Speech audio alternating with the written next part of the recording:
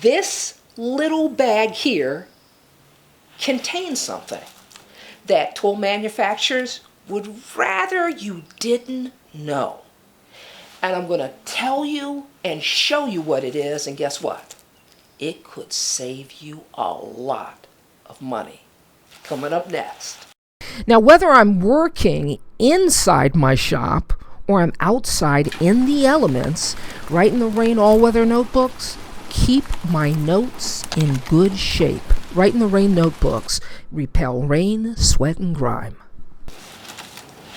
So these right here are carbon brushes. Now, notice how I do like that. Carbon comes off. And all these power tools come with carbon brushes, okay? So you're working in your shop and you grab your drill and you pull that trigger and, well, nothing happens. Or maybe you're working out in the backyard with a circular saw, you're putting up Junior's Jungle Gym, and you pull the trigger and it fires right up, but then it loses power, or you pull the trigger and it starts and then it stops, and you say to yourself, doggone it, it's time for a new saw, or it's time for a new drill. And what I'll tell you is that tool companies, they love to hear you say that. But I want you to think about this for a second. Say you were in your car and you put the key in the ignition and you turn it and you hear, well, backfiring. Or you're going up a hill and there's hesitation. You certainly wouldn't say, doggone it, I think it's time for a new car. You probably would say, I think it's time to replace the spark plugs. So here's the thing. Carbon brushes are the spark plugs of power tools. But the thing is this. They're twice as easy to replace, and I'm going to show you just how to do it. So I've got a saw, I've got a grinder, there's a drill, reciprocating saw, this is a sander, and what I'm going to show you is how easy it is to change a brush. Now, what you want to look for, this is a reciprocating saw here, okay? I want you to notice this right here. If I flip it over, there's going to be one on the other side. Look at that. Now I want you to check this out. What this is a Craftsman commercial sander. It's a belt sander.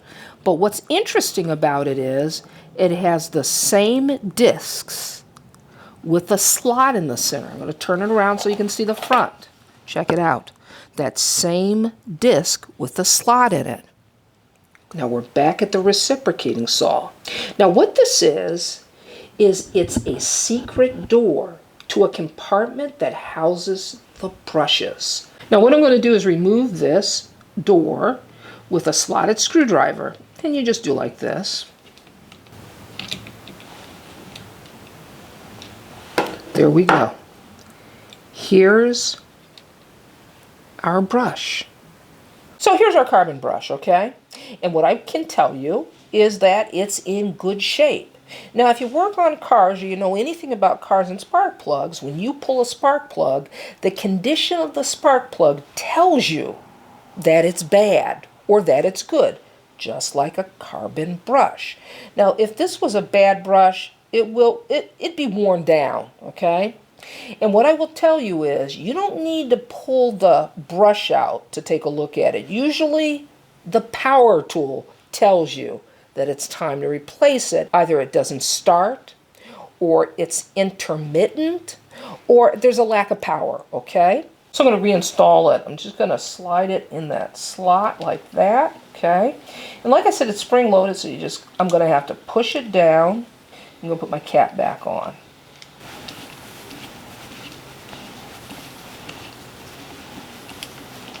And that's it. Okay, so we're looking at my DeWalt chop saw, and I've had it for about 15 years. I love this tool. And the reason I'm showing you is it's kind of big and hefty, right? Because it's a benchtop tool. But this has carbon brushes too. There's not the secret door, but it's just as easy to find them. So I wanted to show you a different kind of housing for those carbon brushes. What I'm going to do is I'm going to remove this screw, and that's it.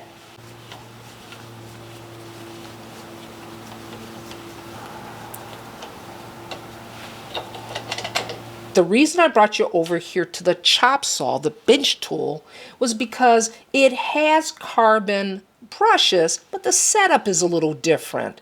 And I don't want you to be thrown off if you're looking at your own tool and it's not quite the same. These brushes ride what's called the commutator. It's this round barrel. Do you see it? That right there. And our carbon brushes ride, there we go, ride that barrel. And that's what helps transfer the electricity to your tool.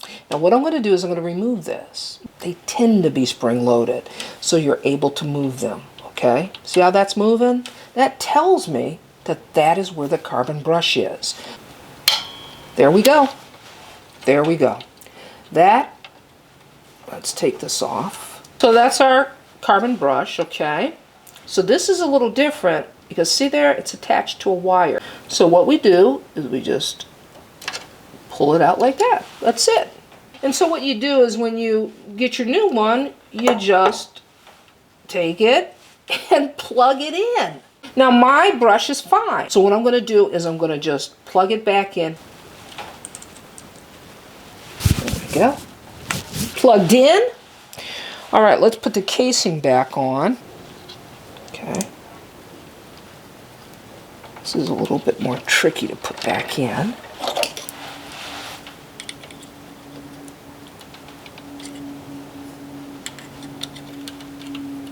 Okay, it's in.